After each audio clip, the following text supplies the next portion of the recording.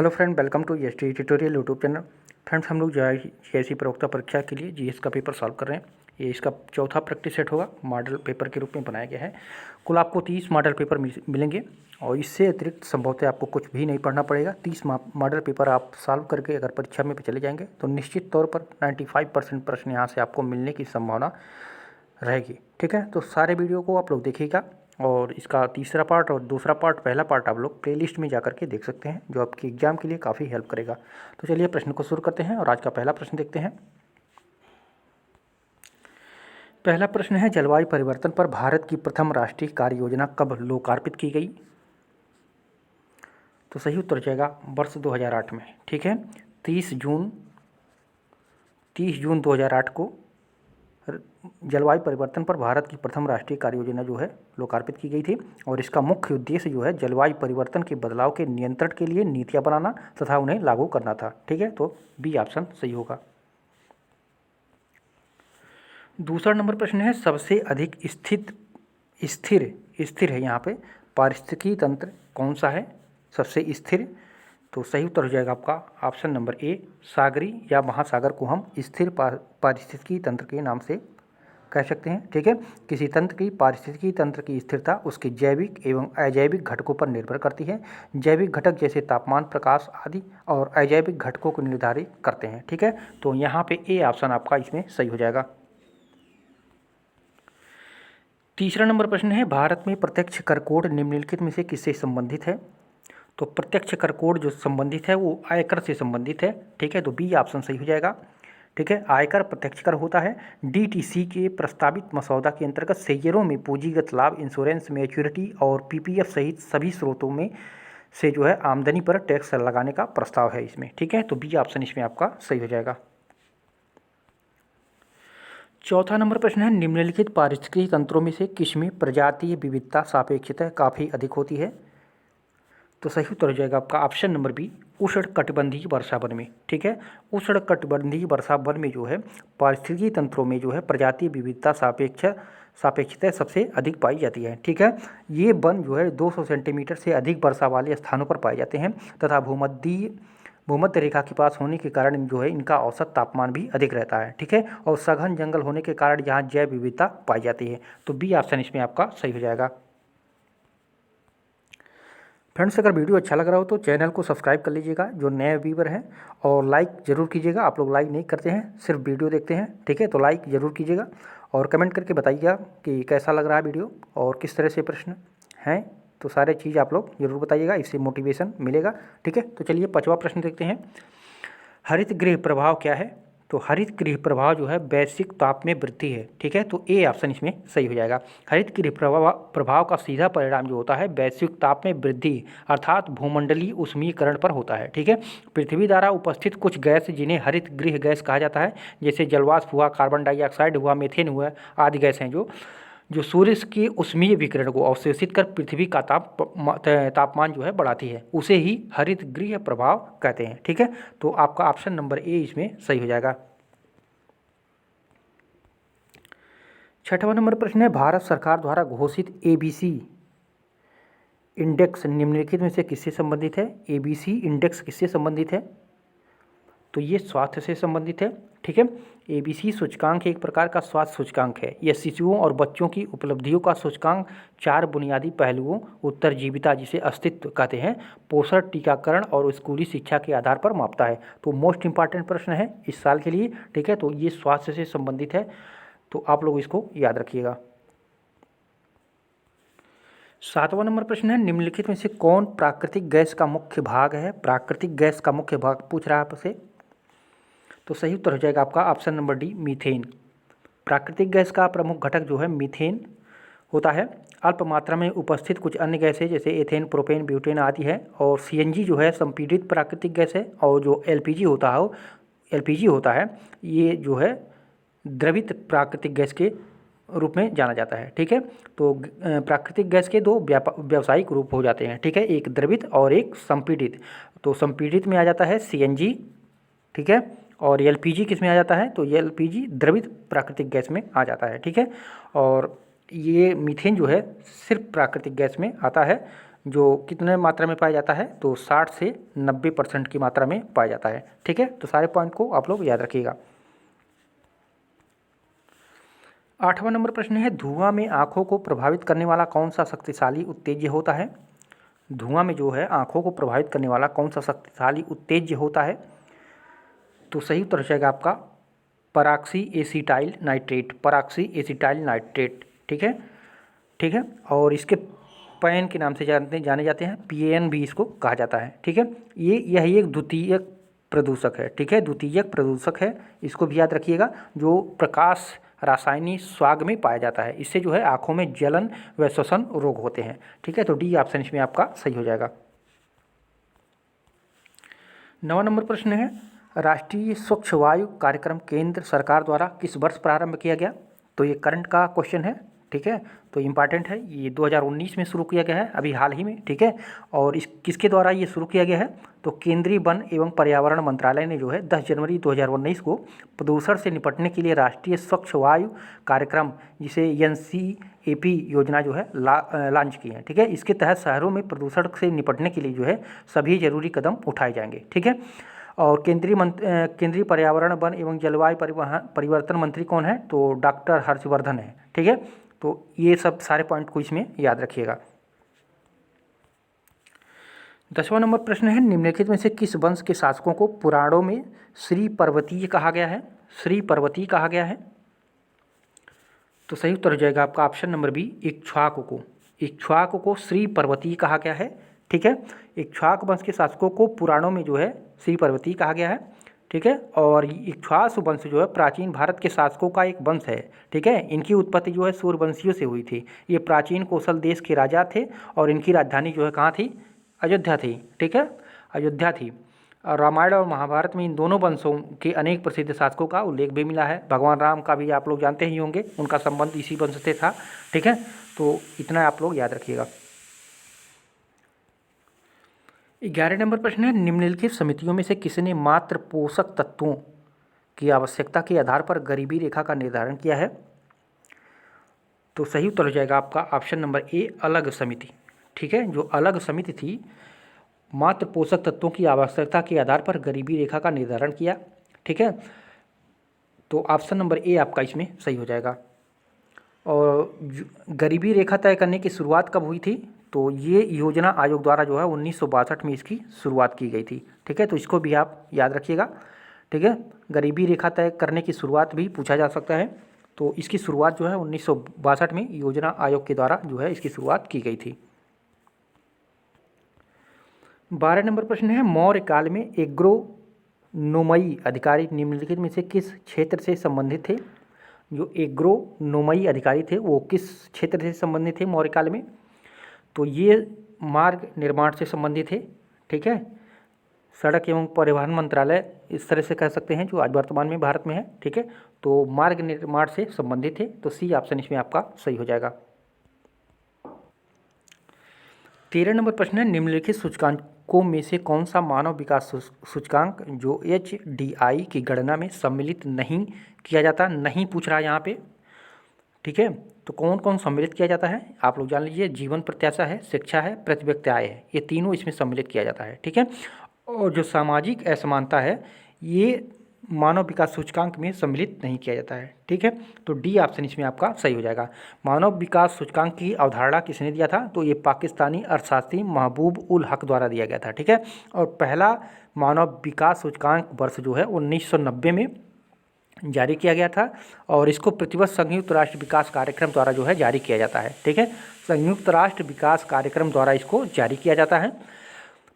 सूचकांक की गणना जो है प्रमुख 3 संकेतों, जीवन प्रत्याशा हो गया, शिक्षा हो गया, ठीक है, शिक्षा हो गया, प्रति व्यक्ति आय हो गया, इसमें किया जाता है। और अगर पूछेगा 2019 में मानव विकास सूचकांक में भारत का कौन सा स्थान है, तो 2019 में 189 देशों में भारत का स्थान जो है 129वां है।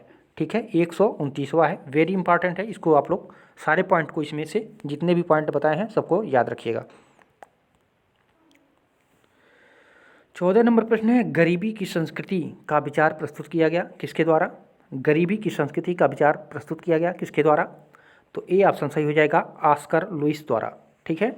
ऑस्कर लुईस द्वारा जो है गरीबी की संस्कृति का विचार प्रस्तुत किया गया था। ये ऑस्कर लुईस कहाँ के थे? तो ये जो थे अमेरिका के मानव विज्ञानी थे, ठीक है। उन्हें इस्लाम वासियों के जीवन के ज्वलंत चित्रण और उनके इस तर्क के लिए जाना जाता था कि गरीबी की एक क्रॉस जनरेशन राष्ट्रीय संस्कृति राष्ट्रीय सीमाओं को जो है पार करती है, ठीक है। तो ये अमेरिकी के मानव विज्ञानी थे। 15 नंबर प्रश्न है, यहाँ पे दो सूची दिया गया है, आपको मिलान करना है। एक तरफ है हड़प्पा का पूरा स्थल है और किस राज्य से या किस संघ राज्य क्षेत्र से संबंधित है, इसको आपको मिलान करना है। तो बालू किस राज्य से संबंधित है? तो बालू जो है ये हरियाणा में है, ठीक है। और मांडा कहाँ पे था? तो मांडा जम्मू कश्मीर में था, ठीक है। और पाडरी कहाँ पे है? तो पाडरी जो है आपका गुजरात में है, ठीक है। और हुलास कहाँ पे है? तो हुलास उत्तर प्रदेश में है, ठीक है। और एक चीज़ और जान लीजिए, हड़प्पा जो है, हड़प्पा सभ्यता का उद्गम भी पूछता है कहाँ पे हुआ था? तो ये रावी नदी के तट पे हुआ था, ठीक है। रावी नदी के तट पर हड़प्पा सभ्यता का उद्गम माना जाता है, ठीक है। तो यहाँ पे मिलान आपका ये हो जाएगा, ए में 3 और बी में 2। यहाँ पे आप लोग कोड को मिला सकते हैं। ए में 3 था मांडा जम्मू कश्मीर, पाडरी गुजरात, हुलास उत्तर प्रदेश। तो ए में 3 यहाँ पे भी है, यहाँ पे है। अब 2 देख लीजिए, बी में 2, तो बी में यहाँ भी है। और सी में देख लीजिए 4, सी में 4 यहाँ पे है। तो डी ऑप्शन आपका इसमें सही हो जाएगा, ठीक है। इंपॉर्टेंट है, इन चारों को आप लोग याद रखिएगा। 16 नंबर प्रश्न है, वर्ष 1987 में संयुक्त राष्ट्र में पर्यावरण से संबंधित एक प्रतिवेदन प्रस्तुत के उपरांत जो है धारणीय विकास जिसे सस्टेनेबल डेवलपमेंट पर चर्चा आरंभ हुई, वह कौन सा प्रतिवेदन था? तो आवर कॉमन फ्यूचर आप लोग सुने होंगे, ठीक है। तो यहाँ पे बी ऑप्शन आपका सही हो जाएगा, ठीक है। और भी बहुत से सारे पर्यावरण के हुए हैं, इनको आप लोग याद रखिएगा। पर्यावरण के संबंध में प्रतिवेदन और भी आए हैं, जैसे मॉन्ट्रियल प्रोटोकॉल कब आया था? तो मॉन्ट्रियल प्रोटोकॉल आया था 1987 में, ठीक है। 1987 में ये भी आया था और 1987 में ये भी आया था, ठीक है। और क्योटो प्रोटोकॉल 97 में, ठीक है। कार्बन डाइऑक्साइड के कम उत्सर्जन हेतु जो है ये भी उसी समय आया था, तो इसके पर भी जो है हस्ताक्षर किया गया था, ठीक है।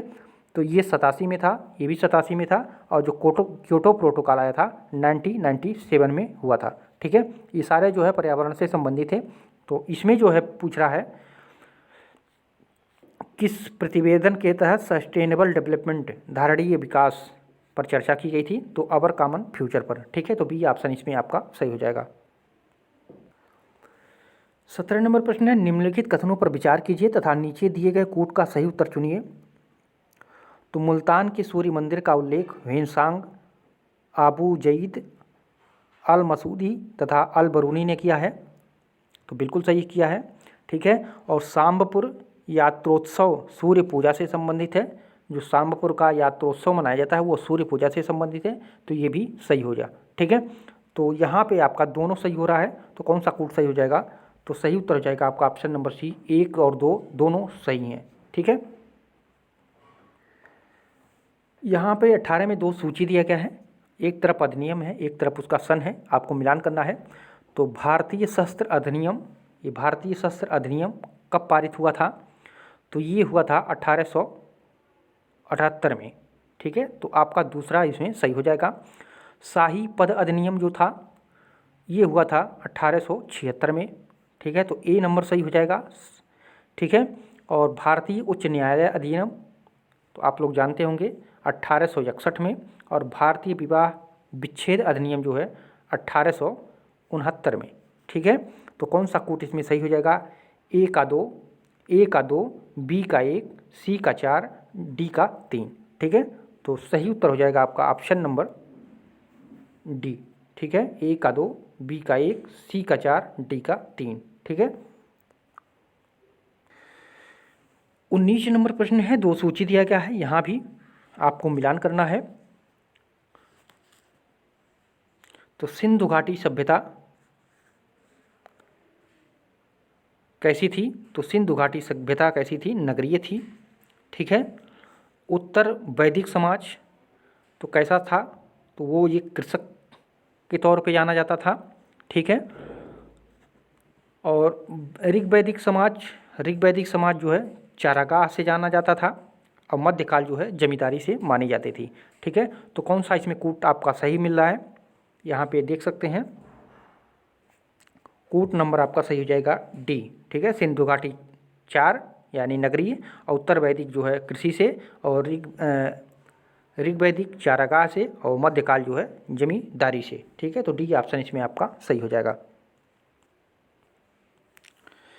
20वां नंबर प्रश्न है, उत्तर प्रदेश के कानपुर और लखनऊ नगर किस भारतीय जनगणना वर्ष में 10 लाखीय नगर बने।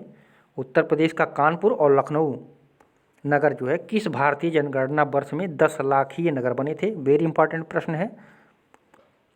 तो सही उत्तर हो जाएगा आपका लखनऊ। कानपुर जो बना था 1971 में बना था, और लखनऊ जो है 1981 वाले जनगणना में। ठीक है, तो दोनों को आप लोग याद रखिएगा। कानपुर जब नगर बना था तो 1971 वाले जनगणना में, और लखनऊ जब जो है 10 लाखीय नगर बना था तो 1981 की जनगणना में। ठीक है, तो सी ऑप्शन इसमें आपका सही हो जाएगा। 21 नंबर प्रश्न है, निम्नलिखित नेताओं में से जिन्होंने द्वितीय गोलमेज सम्मेलन में भाग नहीं लिया था, तो कौन सा उत्तर सही हो जाएगा। तो राजेंद्र प्रसाद जो थे वो द्वितीय गोलमेज सम्मेलन में भाग नहीं लिए थे, यहाँ पे नेगेटिव पूछा है। ठीक है, द्वितीय गोलमेज सम्मेलन कब हुआ था, तो 7 सितंबर से लेकर के 1 दिसंबर 1931 तक हुआ था। 1931 में हुआ था। ठीक है, 7 सितंबर से 31 दिसंबर, ठीक है, के बीच हुआ था। इसमें जो है गांधी जी जो है कांग्रेस का प्रतिनिधित्व किए थे, सरोजिनी नायडू जो है कांग्रेस की महिला की प्रतिनिधित्व की थी, और पंडित मदन मोहन मालवीय जो है राष्ट्रीय प्रतिनिधि के रूप में कार्य किए थे, और भीमराव अंबेडकर जो है दलित प्रतिनिधि के रूप में कार्य किए थे। ठीक है, भाग लिया था, लेकिन ये जो राजेंद्र प्रसाद थे इसमें इन्होंने भाग नहीं लिया था। ठीक है, तो गांधी जी आप लोग याद रखिएगा, इसमें गांधी जी कांग्रेस का, सरोजिनी नायडू जो है किसका, कांग्रेस का ही, लेकिन महिला प्रतिनिधि के रूप में इसमें भाग लिया था, और मदन मोहन मालवीय जो है राष्ट्रीय प्रतिनिधि का, और भीमराव अंबेडकर जो है दलित प्रतिनिधि के रूप में गए थे। ठीक है, 22 नंबर प्रश्न है, 2 सूची दिया गया है, आपको मिलान करना है। तो जजमानी कहाँ चलता है, तो ये उत्तर भारत में। ठीक है, और तो बारा बलूट जो है वो महाराष्ट्र में चलता है, और मिरासी कहाँ पे चलता है, तो मिरासी जो है ये कर्नाटक से संबंधित है, और एडाडे जो है तमिलनाडु से। ठीक है, एडाडे जो है तमिलनाडु से। जैसे जजमानी होती है ना, यहाँ हमारे देहात क्षेत्र में पंडित को बुलाते हैं तो उनके एक जजमान होते हैं, तो उसी तरह से बारा बलूट जो है वहाँ महाराष्ट्र में कहा जाता है, और मिरासी जो है कर्नाटक में होता है, और एडाडे जो है तमिलनाडु में होता है। ठीक है, तो सारे पॉइंट को आप लोग याद रखिएगा। यहाँ पे कौन सा सही सुमेल हो रहा है, तो यहाँ पे देख लीजिए जजमानी उत्तर, तो ए में 1 तो सही में है, बारा बलूट महाराष्ट्र में, तो किस में, बी में 3 होना चाहिए। ठीक है, तो बी में 3 यहाँ पे है, देख लीजिए, तो ये ऑप्शन आपका इसमें सही हो जाएगा। ठीक है, बी ऑप्शन सही हो जाएगा। 23 नंबर प्रश्न है, 2 सूची है, पुस्तक है और प्रमुख लेखक है, इंपॉर्टेंट है, इसको याद रखिएगा। तो the story of my deportation, तो ये किसकी थी, तो ये लाला लाजपत राय की थी। ठीक है, लाला लाजपत राय की थी the story of my deportation. ठीक है, और गीता रहस्य किसका था, तो ये बाल गंगाधर तिलक का था। ठीक है, बाल गंगाधर तिलक का था। और ए नेशन इन मेकिंग किसका था, तो ए नेशन इन मेकिंग जो था वो सुरेंद्र नाथ बनर्जी का था। ठीक है, और इंडिया विंग्स फ्रीडम किसका था, तो मौलाना अबुल कलाम आज़ाद का था। ठीक है, तो इसमें से कौन सा कोट सही हो रहा है, तो इसमें से आप लोग देख लीजिए, ए का 3 है, तो यहाँ पे देख लीजिए ए का 3 है, तो आपका ए ऑप्शन सही हो जाएगा। ठीक है, ए कूट सही हो जाएगा। और कूट भी दिए हैं, देख लीजिए, ए में 3 कोई नहीं दिया है, और ठीक है, तो पहला ही आपका सही हो जाएगा। एक अगर आपको याद है उससे संबंधित नहीं मिल रहा है तो आप लोग टिक कर सकते हैं समय बचाने के लिए। ठीक है, आप लोग जानते होंगे ये सब आइडिया। 24 नंबर प्रश्न है, सर्वप्रथम सीमांत व्यक्ति मार्जिनल मैन की संकल्पना का प्रतिपादन किसने किया था, तो रॉबर्ट ई पार्क ने किया था। ठीक है, रॉबर्ट ई पार्क जो है के द्वारा जो है मार्जिनल मैन या सीमांत व्यक्ति की संकल्पना को प्रस्तुत किया गया था। ठीक है, तो ए ऑप्शन इसमें आपका सही हो जाएगा। 25वां नंबर प्रश्न है, निम्नलिखित में से कौन सा एक वन्य प्राणियों के विलुप्तीकरण का प्रमुख कारण नहीं है। यहाँ पे नहीं पूछ रहा है, प्रश्न को भी ध्यान से देखिएगा। तो जनसंख्या की तीव्र वृद्धि जो है ये कारण नहीं हो रहा है वन्य प्राणियों के विलुप्तीकरण का। ठीक है, जनसंख्या की तीव्र वृद्धि जो है वन्य प्राणियों के विलुप्ति का प्रमुख कारण नहीं है। प्राकृतिक आवास का नष्ट होना, जंगलों में आग लगा देना व तथा वन्य प्राणियों का अवैध वाणिज्यिक व्यापार, इसके द्वारा जो है इसका प्रभाव पड़ रहा है। इसके द्वारा कोई प्रभाव उस पर नहीं पड़ रहा है। ठीक है, तो डी ऑप्शन इसमें आपका सही हो जाएगा। 26 नंबर प्रश्न है, निम्नलिखित ग्रंथों पर विचार कीजिए, उनको कालक्रम के अनुसार व्यवस्थित कीजिए। तो सबसे पहले कौन आया था? तो सबसे पहला जो था वो किताब उल हिंद, ठीक है, अल मसूदी द्वारा जो रचित थी, प्रथम स्थान पे था। ठीक है, तो कौन था? किताब उल हिंद पहले पे था, और पृथ्वीराज रासो जो चंद बरदाई द्वारा लिखी गई है ये दूसरे पर नंबर पे आया था। ठीक है, इसको याद रखिएगा, किताबुल हिंद किसकी है रचना? अल मसूदी की, इसको नोट कर लीजिएगा, अल मसूदी की। और पृथ्वीराज रासो किसकी है? तो चंद बरदाई की। ठीक है, इसको भी आप लोग नोट कीजिएगा। और फतवा ए जहांदारी तो तीसरे नंबर पे आया था। ये तबकात ए नासिरी तीसरे नंबर पे ये था। ठीक है, तबकात ए नासिरी किसके द्वारा लिखा गया था? तो मिनहाज उस सिराज के द्वारा। ठीक है, तो मिनहाज उस सिराज के द्वारा लिखा गया था, इसको भी नोट कीजिएगा, मिनहाज उस सिराज के द्वारा। और फतवा ये जहांगीरी ये चौथे नंबर पे आया था। ठीक है, तो इसको किसने लिखा था? तो जियाउद्दीन बरनी ने। फतवा ये जहांदारी जियाउद्दीन बरनी ने। ये चारों पुस्तक जो है आपका इम्पॉर्टेंट है, इसको आप लोग नोट कर लीजिएगा। तो पहले नंबर पे 4 आया था, तो देख लीजिए 4 यहाँ पे है, पहले 4। फिर कौन पहले नंबर पे कौन था? तीसरा आया था। ठीक है, ये आया था, रुकिए हम बता रहे हैं इसमें कूट कौन। अच्छा देखिए, यहाँ 3 आया था, पहले नंबर पे है 3, यहाँ पे देख लीजिए 3 है पहले नंबर पे। और 1 नंबर पे कौन है? 3 1 नंबर पे है, और 1 जो है दूसरे पे है। डी सही होगा आपका, यहाँ पे देख लीजिए 3 जो है पहले नंबर पे है, 2 दूसरे नंबर पे है, 4 तीसरे नंबर पे है, और 1 जो है चौथे नंबर पे है। ठीक है, तो डी ऑप्शन इसमें आपका करेक्ट हो जाएगा। ठीक है, 27 नंबर प्रश्न है, 2 सूची दिया गया है, अधिकारी और विहित कर्तव्य उनका क्या था? तो दीवान एतन का क्या कार्य था? तो ये जागीर व वेतन को देखरेख करते थे, जागीर व वेतन का देखभाल करते थे। ठीक है, और मुस्तारफी किसको कहा जाता था? तो मुस्तारफी जो होते थे राज्य की आय व्यय का निरीक्षण करते थे, राज्य की आय व्यय का निरीक्षण करते थे। ठीक है, और मुशरिफ क्या होते थे? तो कार्यालय को संभालने के लिए मुशरिफ बनाया जाता था। ठीक है, और वकीयान 20 ये जो होते थे, ये जो है प्रमुख घटनाओं व फरमानों को जो है सूचीबद्ध करते थे। ठीक है, तो कौन सा इसमें कूट सही हो रहा है आपका? तो यहाँ पे देख लीजिए आप। ठीक है, दीवान ए तन जो थे जहांगीर की देखरेख, तो बी में ए में 3 होगा, तो ए में देखिए यहाँ पे भी दूसरे नंबर पे 3 है, तो बी कूट आपका इसमें सही हो जाएगा। ठीक है, इसको भी आप लोग याद रखिएगा, यहाँ से सिंगल भी प्रश्न बनाए जाते हैं, इंपॉर्टेंट है, इसको नोट कर लीजिएगा, स्क्रीनशॉट लेकर के रख लीजिएगा। ठीक है, 28 नंबर प्रश्न है, निम्नलिखित में से कौन सा सही सुमेलित नहीं है, यहाँ पूछा है।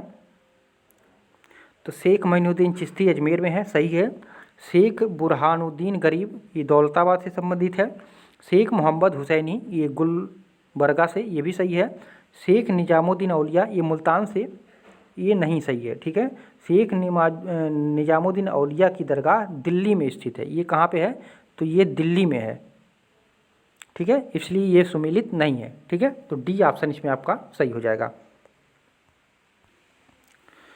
29 नंबर प्रश्न है, निम्नलिखित में से कौन सी एक नदी हिमालय पार ट्रांस हिमालय नदी है? हिमालय पार या ट्रांस हिमालय नदी है। तो जो सतलज नदी है इसको जो है ट्रांस हिमालयन नदी है, जिसका उद्गम कहाँ पे होता है, तो कैलाश श्रेणी से होता है। ठीक है, यही नदी जो है सिपकीला दर्रे से भारत में प्रवेश करती है, सिपकीला दर्रे से भारत में प्रवेश करती है और इसके हिमालय पार या ट्रांस हिमालय के नाम से भी जाना जाता है। ठीक है, तो बी ऑप्शन सही हो जाएगा। 30वां नंबर प्रश्न है, निम्नलिखित जनजातियों में से कौन सी भारत के अंडमान और निकोबार द्वीप समूहों की मूल निवासी नहीं है। अंडमान निकोबार द्वीप समूह के मूल निवासी नहीं है पूछा है, तो रेंगमा ये जो है अंडमान निकोबार द्वीप समूह की निवासी नहीं है ये जनजाति। ठीक है, हालचू हुआ, ओंजे हुआ, सोमपेन हुआ, जेरावा हुआ, ये सब जो है, ठीक है, ये सब जो है अंडमान निकोबार द्वीप समूह की जनजातियाँ होती हैं। ठीक है, तो ये भी आप लोग अच्छे से इसको देख लीजिएगा। अब रीजनिंग से क्वेश्चन आपको पूछे गए हैं, अन्य से भिन्न को चुनना है। तो यहाँ पे कौन सा भिन्न है, तो यहाँ पे करने के लिए देखिए बी किस स्थान पे आता है, दूसरे स्थान पे आता है, और डी किस पे आता है, तो चौथे स्थान पे आता है। तो 2 + 4 बराबर कर देंगे तो 6 इसके बराबर है। ठीक है, और जे किसके स्थान पे आता है, तो जे जो आता है वो किसके स्थान पे आता है, किस नंबर पे, तो 10 है। और धन यल किस स्थान पे आता है, तो यल 12वें स्थान पे आता है, तो बराबर कितना हो गया 22, तो ये भी मिलान सही है। और यहाँ पे यफ देख लीजिए, यफ किस स्थान पे आता है, तो यफ 6वें स्थान पे आता है। यच किस पे आता है, तो 8वें स्थान पे आता है, तो 8 6 14, तो ये भी सही है। तो संभवतः ये गलत सही ये भिन्न होगा, तो इसको भी देख लीजिए आप लोग। ठीक है, एन किस स्थान पे आता है, तो 14, और पी किस स्थान पे आता है, तो 16, तो इसको जोड़ेंगे तो कितना आ रहा है 30, तो यहाँ पे क्या दिया है 31, यानी ये अन्य से भिन्न है। तो सही उत्तर हो जाएगा आपका ऑप्शन नंबर डी। ठीक है, 32 नंबर प्रश्न है, इस कथन पर विचार कीजिए, क्या वैज्ञानिक धर्म में विश्वास करते हैं। हाँ, क्योंकि विज्ञान एक व्यवसाय है जो आस्था के रास्ते पर नहीं आता। नहीं, क्योंकि तर्क एवं आस्था दोनों एक साथ नहीं आते। तो कौन सा इसमें से सही होगा, यहाँ पे देख लीजिए, केवल एक सही होगा, केवल दो, एक, दोनों, या दोनों दो। तो कौन सा इसमें सही होगा, या तो एक सही होगा अथवा दो सही होगा। यहाँ पे देख लीजिए संभावना से संबंधित प्रश्न बनाया है। ठीक है, कन्फर्म नहीं है। ठीक है, ठीक है, यहाँ पे दोनों संभावित हैं, इसलिए या तो एक सही हो सकता है या तो दो सही हो सकता है। ठीक है, तो ऐसे प्रश्न भी आपकी परीक्षा में देखने को मिलेंगे। 33 नंबर प्रश्न है, अगर रोज को 6821 जैसे कोड है, CHAIR को कोड इतना है और PRECH का कोड इतना है, तो SEARCH का कोड निकालना है। तो इन्हीं शब्दों में से आपको खोज कर निकालना होगा। तो देख लीजिए यस किस में है, यस, तो यस देखिए यहाँ पे तीसरे स्थान पे है रोज में, तो यहाँ का मान कितना है 2 है, तो यहाँ पे 2 लिख देंगे। ई किस स्थान पे है, तो यहाँ पे देख लीजिए ई का मान 1 है, तो यहाँ पे 1 है। ठीक है, तो ये 1 लिख देंगे। ठीक है, और ए देख लीजिए कहाँ पे है, ए देख लीजिए यहाँ पे है, तीसरे में है इसके, तो इसके तीसरे में 4 है, देख लीजिए यहाँ पे 4 है। ठीक है, तो इसको 4 लिख देंगे। यहाँ आर है, आर किस स्थान पे है, आर का मान कितना है, यहाँ पे देखिए 6 है, तो 6 लिख देंगे। ये 4 है, ये 6 हो जाएगा। और सी कहाँ पे है, तो सी यहाँ पे देखिए पहले पे है, यहाँ पे 7 है, तो इसको 7 लिख देंगे। ठीक है, यच कहाँ पे है, तो यच यहाँ पे देख लीजिए अंतिम में है, तो यहाँ पे 3 हो जाएगा, तो 3 हो जाएगा। ठीक है, तो कौन सा कोड सही हो जाएगा आपका ऑप्शन नंबर ए सही हो जाएगा। ठीक है, ऐसे भी प्रश्न आपको देखने को मिलेंगे परीक्षा में। ठीक है, 34 नंबर पूछा है, यदि ए भाई है किसका, बी का, किसका है, तो ये बी का भाई है। ठीक है, सी पिता है ए का, तो ए का पिता कौन है, सी है। ठीक है, ये पिता हो गया, ये भाई हो गया। ठीक है, ये भाई हो गया। ठीक है, और क्या कह रहा है, डी भाई है ई का।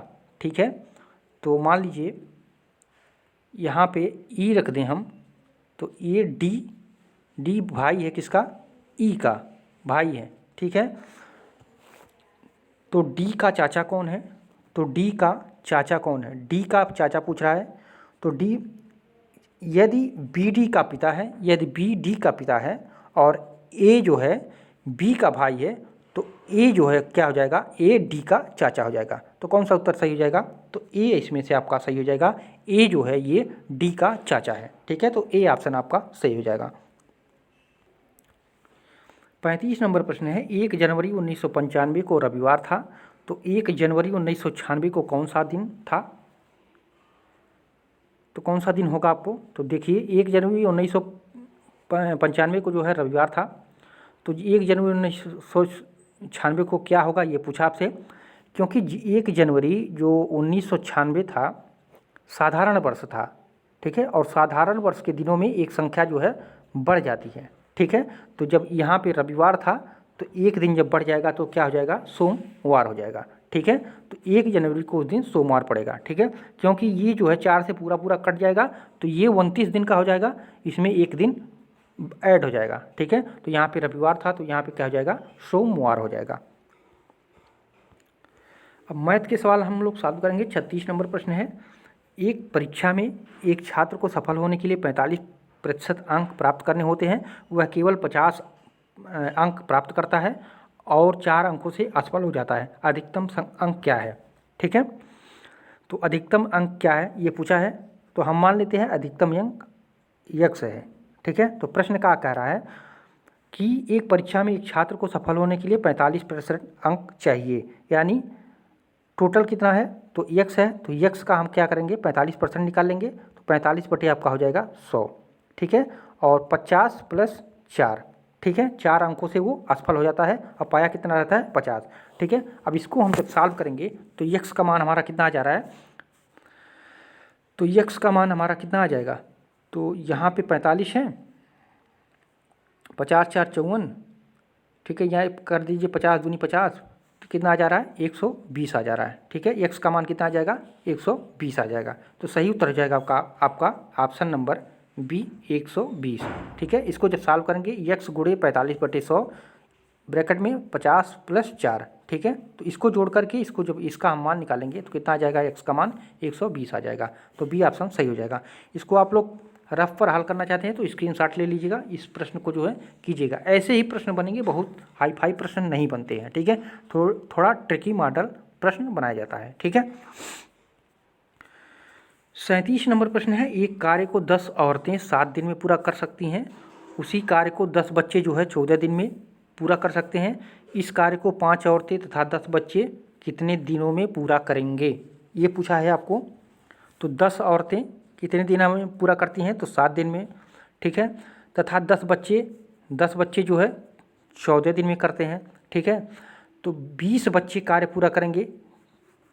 एक चीज़ मान लीजिए 10 बच्चे 14 दिन में कर रहे हैं, तो 20 दिन करने के लिए क्या हो जाएगा, 20 बच्चे अगर कार्य करेंगे, 20 बच्चे अगर कार्य करें तो 7 दिन में कर लेंगे कि नहीं कर लेंगे, 10 बच्चे जो है 14 दिन में कर रहे हैं तो 20 बच्चे 7 दिन में कर लेंगे कि नहीं, इसके बराबर औरत के बराबर हो जाएंगे कि नहीं हो जाएंगे, और 5 औरतें बराबर क्या हो जाएगा, 5 औरतें बराबर 10 बच्चे, यानी 10 औरत 7 दिन में, 20 बच्चे 7 दिन में, तो 5 यानी 5 औरत के बराबर है, ये 5 औरत के बराबर हो जा रहा है, ठीक है, तो 5 औरत बराबर कितने हो जा रहे हैं, 10 बच्चे हो जा रहे हैं, और 5 औरतें और 10 बच्चे कार्य कितने दिन में करते हैं, तो 7 दिन में करते हैं, ठीक है, यानी 5 औरतें हो जाएंगी यहाँ पे, जब इसका आधा ये हो जा रहा है तो इसका आधा 5 हो जाएगा, यानी इसका आधा जो है 5 हो जाएगा, तो यानी 5 औरतें और 10 बच्चे मिलकर उसी कार्य को कितने दिन में करेंगे, दोनों बराबर कर रहे हैं तो 7 दिन में करेंगे, ठीक है, तो डी ऑप्शन इसमें आपका सही हो जाएगा।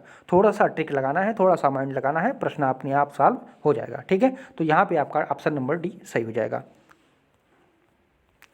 38 नंबर है, शादी के समय एक औरत और उसके पति की औसत आयु 23 वर्ष थी, 5 वर्ष बाद उसके पास 1 वर्ष का बच्चा है, अब पूरे परिवार की औसत आयु कितनी है, ये पूछा है।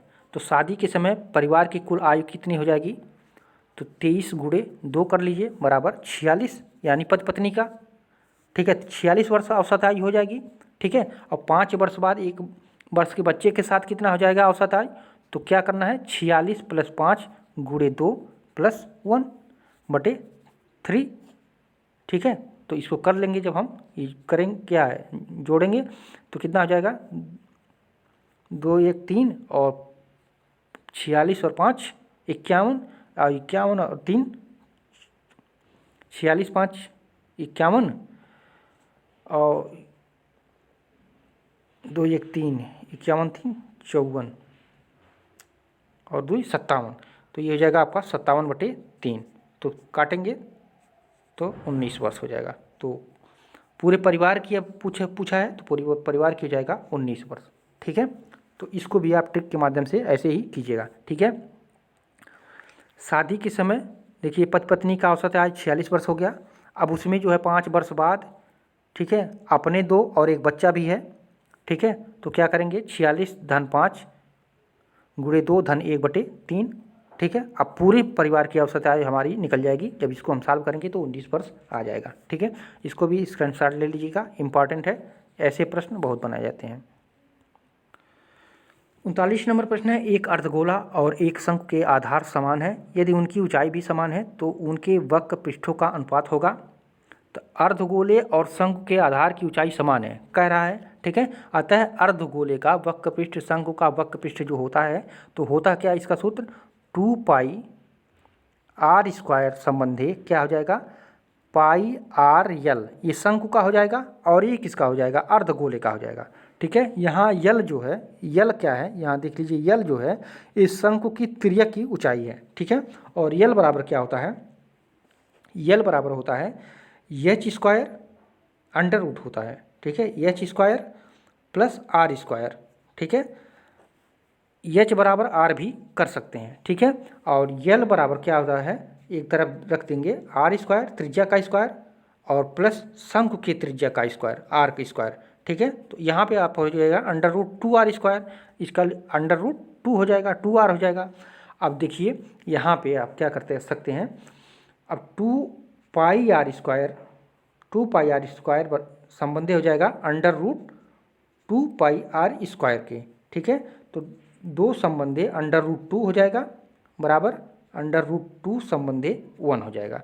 ठीक है, तो कौन सा सही हो जाएगा आपका, तो सही उत्तर हो जाएगा आपका ऑप्शन नंबर सी। ठीक है, तो उन दोनों का अनुपात क्या होगा √2:1 होगा। ठीक है, इसको आप लोग रफ कार्य जरूर कीजिएगा घर पे। ठीक है, 2-3 बार सॉल्व कीजिएगा। 40 नंबर प्रश्न है, यदि x1 x2 का माध्य जो है 7.5 तथा x2 x1 x3 का माध्य जो है 8 है तो x3 का मान बताना है आपको। तो प्रश्न का क्या कर रहा है, x1 x2 का माध्य कितना है, यानी x1 प्लस x2/2, तब ना 7.5 आया है।